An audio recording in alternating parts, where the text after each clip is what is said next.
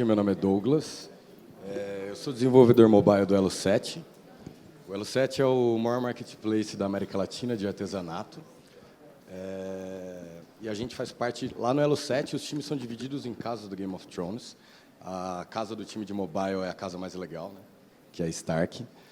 E nós fazemos parte de um time de 9 pessoas, incluindo iOS e Android, e desenvolvemos 2 aplicativos para cada plataforma. Um dos aplicativos, esse daqui, o Talk7, que é uma novidade. Ele está naquela fase de Early Access, né, que você pode entrar e baixar o aplicativo como beta. Tá baixinho? Alô? Bom, meu nome é Felipe, eu também sou desenvolvedor Android. E hoje a gente vai falar um pouquinho sobre entregas automáticas no Android, utilizando CI e CD. Bom, vou começar falando sobre CI. CI é Continuous Integration, em inglês. E, basicamente, o que é o CI, né?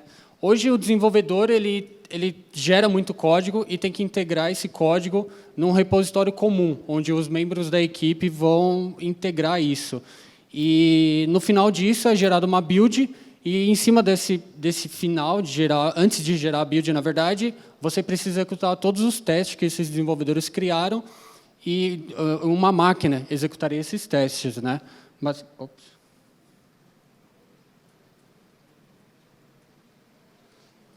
uma máquina executaria isso. Essa aqui é uma definição da ThoughtWorks, é exatamente isso que eu falei. Mas por que utilizar o CI, né, com Android, principalmente? Bom, imagina que você tem um programador, um desenvolvedor, uma equipe de 5, 10, ou muitos desenvolvedores, imagina uma equipe desse tamanho, acho que o Facebook deve ter uma equipe desse tamanho, criando códigos, alterando comportamentos dentro do aplicativo e integrando isso, código dos outros, integrando isso no repositório comum, né? E para garantir que eles não quebrem nenhuma compatibilidade que já existia ou introduzam um bug em produção, eles precisam testar isso automaticamente, né? E eles, obviamente, quando você cria um código novo, você tem que criar o teste para isso, tanto teste de unidade ou de aceitação. Só que, hoje, para você fazer isso localmente, é terrível, né, no Android. Por quê? Porque, primeiro, para rodar o teste de unidade, você rodaria na sua máquina, e depois, para rodar o teste de aceitação, você tem que subir um emulador ou rodar no seu próprio device. Você tem que esperar gerar a build, esperar jogar no device ou no emulador, e esperar o Android rodar isso. Só que, enquanto isso, o desenvolvedor está parado, basicamente, né? Ele está esperando o sucesso do teste. Só que ainda tem um cenário pior ainda, quando você tem que testar em várias versões do Android, ou até, eventualmente, em devices diferentes, sei lá, tablet e tal. Só que, se você for fazer isso manual, não dá, né? Você vai perder muito tempo. Aqui é um workflow, basicamente, de como funcionaria, né? Você tem o seu projeto pronto, aí depois disso você rodaria o teste unitário, de integração, de aceitação. E qual que é a motivação, então, para usar o CI? Mais ou menos o que eu falei, então você tem a quantidade de códigos gerados diariamente, muito código gerado, e muitos bugs que pode ser introduzido com tudo isso. E outra vantagem também de utilizar o CI é que você pode garantir que só o que vai ser integrado no seu repositório são códigos que estão passando nos testes, ou que não quebraram o teste já que existiam. Então, garante o comportamento de coisas que já existiam. Bom, para utilizar o CI, a gente tem alguns serviços e tem as vantagens de utilizar o CI, né? Basicamente, hoje, todos os serviços de CI que a gente tem hoje disponível, para o Android principalmente, eles têm integração com os maiores repositórios que tem de serviços também que tem disponíveis para a gente usar, como GitHub e Bitbucket. E outra vantagem também é que ele tem várias integrações com outros serviços, por exemplo, o serviço de mensagem. Então, no final desses testes, no final da execução desses testes, ele vai informar via Slack, via HipChat, ou até mesmo via e-mail, qual que foi o resultado disso, se foi com sucesso ou com falha. Então, isso faz com que o desenvolvedor continue desenvolvendo outras features e não se preocupe com o que ele acabou de enviar para o CI executar. Simplesmente, uma hora ele vai responder, e, dependendo da resposta, você pode integrar aquilo ou não, ou corrigir, né? Bom, qual que é a vantagem de utilizar o CI. A primeira coisa é gerenciamento externo. Então, assim, é um serviço que você paga e ele vai rodar isso para você. Então, você não tem que se preocupar com o que ele está fazendo, ou se o serviço está rodando ou não, o que tá rodando. Ele só vai te dar a resposta. A segunda vantagem da maioria deles é que eles têm planos gratuitos para projeto open source. Então, se você criou uma lib e colocou no GitHub, você pode integrar com alguns serviços de CI, que eles têm esse plano gratuito. Isso é uma grande vantagem, que a gente não tem que pagar para isso. E a terceira vantagem é que alguns serviços de CI disponibilizam os device farm, né, que são vários devices físicos que você consegue rodar simultaneamente em uma gama gigante de devices, de Androids diferentes e de devices diferentes, pode ser tablet ou celular. Isso é um grande benefício, porque você garante o comportamento igual em vários Androids diferentes, dependendo do produto, do aplicativo que você está desenvolvendo, né? Só que também tem desvantagens, né, em utilizar isso. O primeiro é custo. Então, o custo, às vezes, o serviço ele cobra por projeto ou por instâncias simultâneas.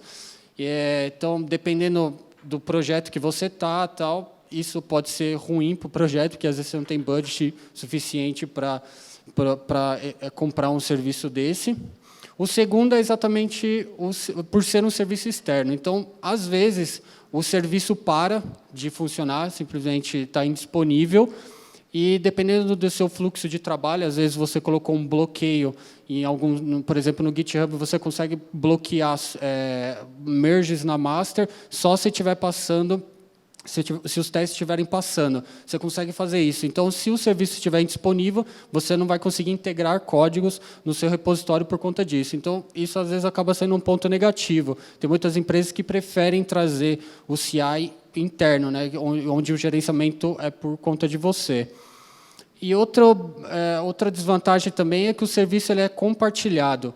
Então, dependendo do plano que você acaba contratando, você vai estar disputando a máquina com outros projetos de pessoas completamente diferentes fora da sua empresa.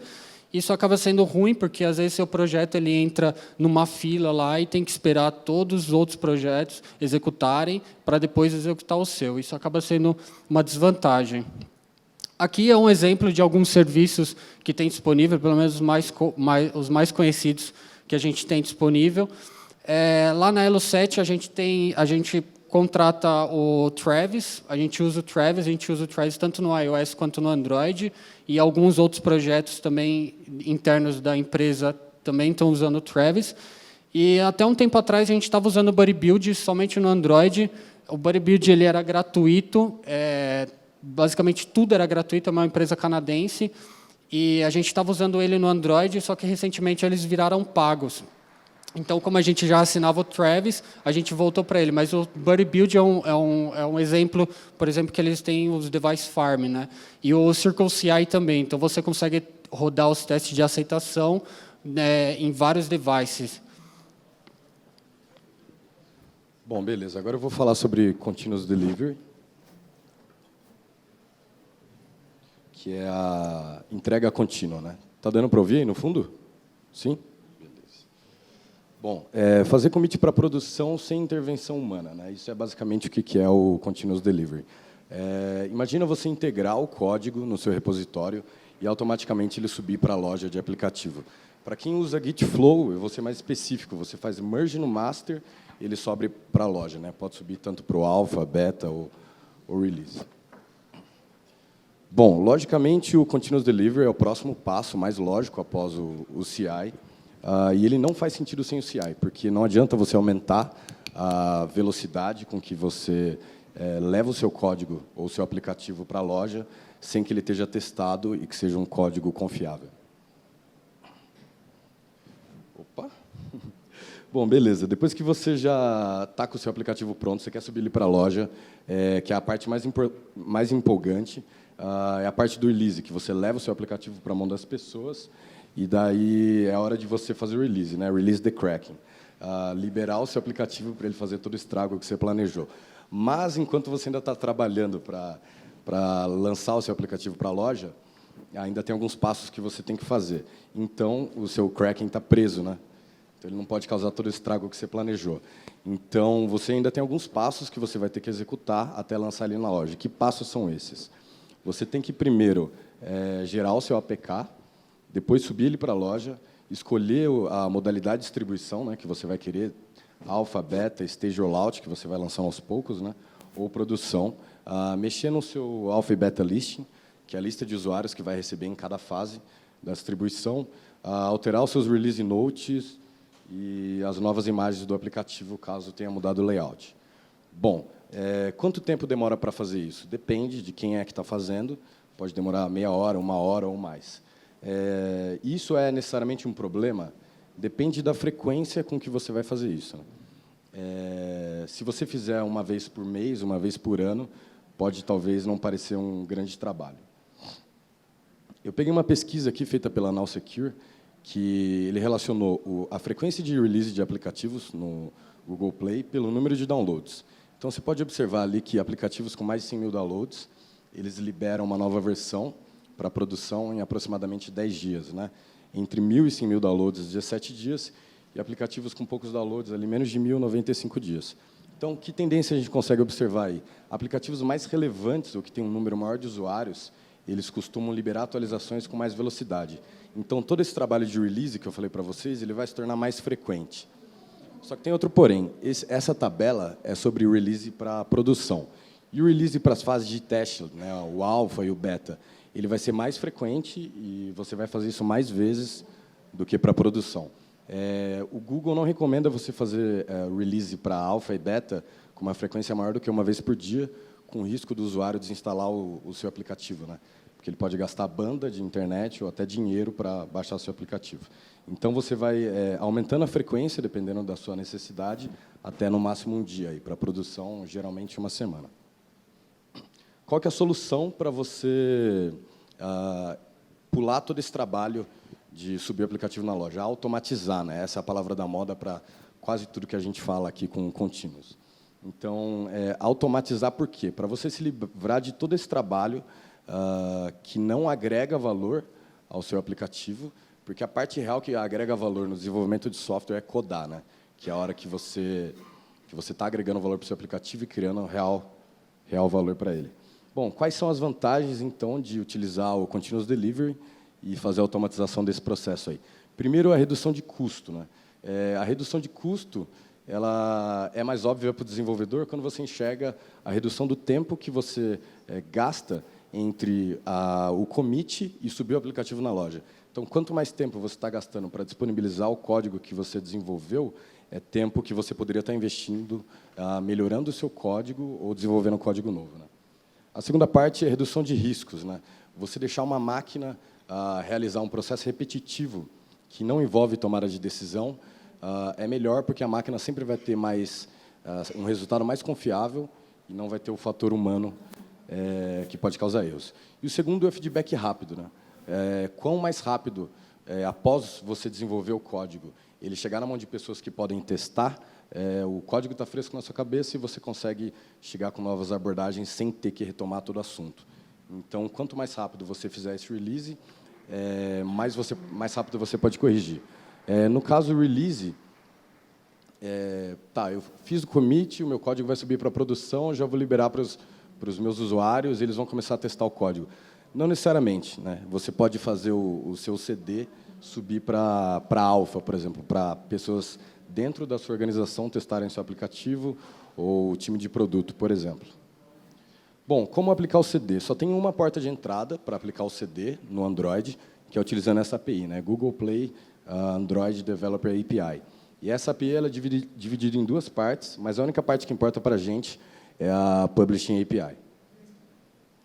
Bom, o que essa Publishing API permite que você faça? Basicamente, tudo que você faz no Google Console, com exceção de subir um aplicativo pela primeira vez. Então, todas as outras partes, lá, como controlar as faixas de distribuição,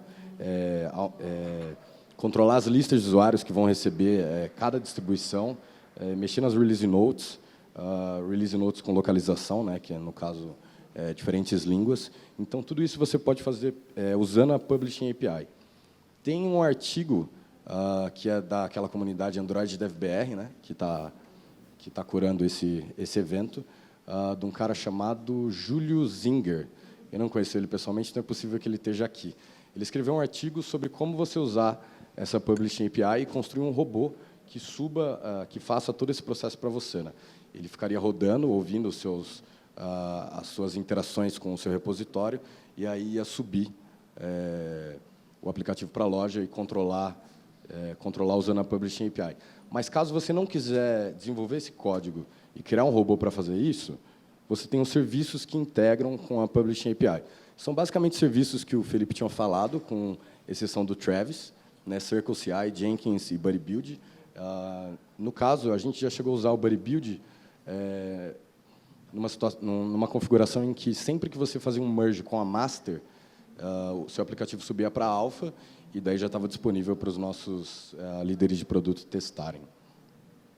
Então, caso você não quiser desenvolver seu próprio robô, você pode usar os serviços, que aí tudo fica transparente para você. Tá, mas CD e CI, ele parece mais óbvio para empresas grandes, né? Se você estiver fazendo um freela ou um projeto só para você, parece que não é tanto trabalho, você não vai liberar um aplicativo tão frequentemente. E eu vou mostrar para vocês um caso real aqui, que é do LinkedIn, que eles utilizam o CDCI. Eles lançaram, acho que em março desse ano, tornaram público um projeto deles, que chamava Projeto Voyager. Esse projeto ele tinha uma regra básica que era 3x3. Essa regra era assim, você liberava versões 3 vezes por dia, com no máximo 3 horas de diferença entre esses releases. Isso permitia, isso fazia com que você evitasse testes manuais. É impossível você testar um aplicativo inteiro em 3 horas, e essa primeira regra deles fazia com que eles não conseguissem testar o aplicativo inteiro. Pode parecer contraintuitivo você não querer testar seu aplicativo inteiro, mas o objetivo era que você automatizasse cada vez mais os testes e que os desenvolvedores focassem só na parte de desenvolvimento de código. Tudo ficando mais automatizado, você não precisa fazer o teste manual sempre que você for lançar uma versão. E a terceira premissa era que o release podia estar na mão dos POs. Não necessariamente é o project owner que vai fazer o release do seu APK, mas ele poderia controlar qual código ia entrar. Então, o desenvolvedor se preocupava em fazer o código, melhorar o código, e era possível que os POs fizessem a release. Bom, agora uma revisão da nossa palestra, aqui do que a gente falou. CD e CI é facilidade. Pode não parecer fácil ou trivial você implementar isso no seu projeto, porque você vai ter que integrar com um serviço externo ou construir seu próprio robô. Mas, a partir do momento que você fizer isso, o seu projeto vai ficar mais fácil de trabalhar, porque você vai se concentrar em evoluir ele, em mexer no código dele, o feedback vai ser mais rápido. Então, é facilidade. A segunda parte é automação. Todas essas palavras da moda que usam continuous, como continuous integration, continuous delivery, se referem à automação, né? Um processo que seja automático, ele é contínuo, porque você não vai ter que reservar um pedaço do seu dia para fazer ele. E a segunda parte são os devs codando, né? Então, reserve o seu tempo para fazer o que você faz de melhor e que uma máquina não pode fazer por você, que é desenvolver código. Espero que tenha ajudado vocês.